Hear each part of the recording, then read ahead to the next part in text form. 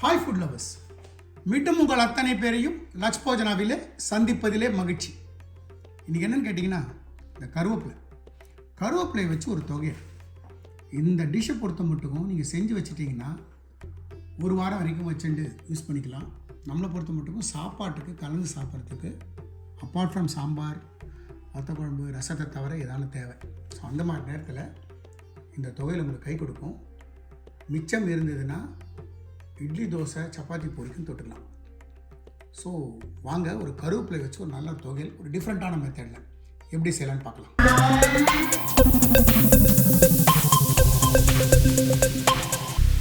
நான் stove on பண்ணி ஒரு கடாய் வச்சுருக்கேன்.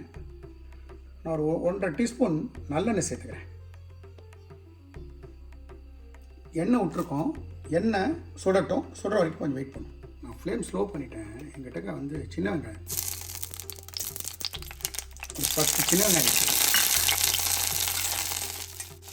அது கூடவே 3 பல்லு பூண்டு,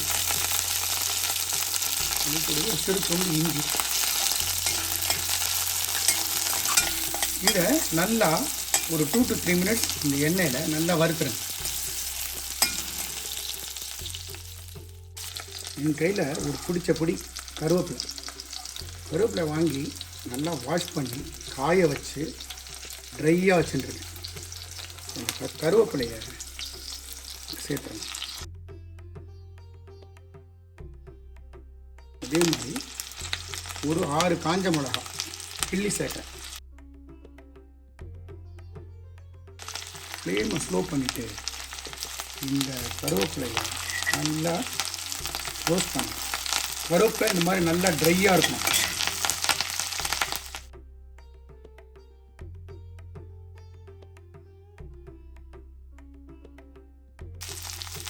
இந்த கருவேப்பிலை வதங்கிட்டு இருக்கும்போது சிறு துளி புளி,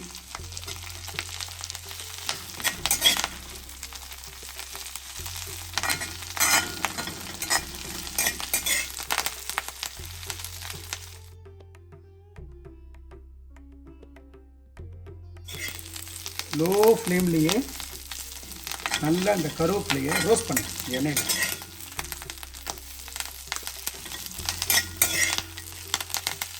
இந்த கருவேப்பிலையில் மாய்ஸ்சர் இருக்குது. அந்த மாய்ஸ்சர் இருக்கிறதுனால இந்த சடன் சத்தம் வருது. அந்த சத்தம் நிற்கிற வரைக்கும் இதை நல்லா கரட்டி விடும்.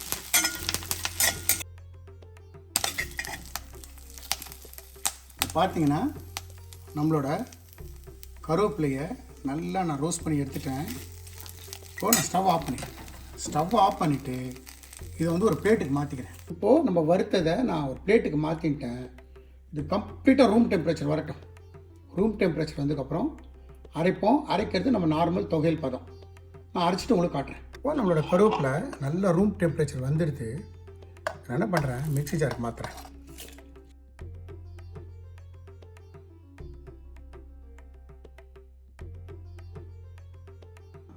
ஒரு பெரிய டீஸ்பூன் உடச்ச கடலை வச்சுருக்கேன், அதை சேர்த்துருக்கேன்.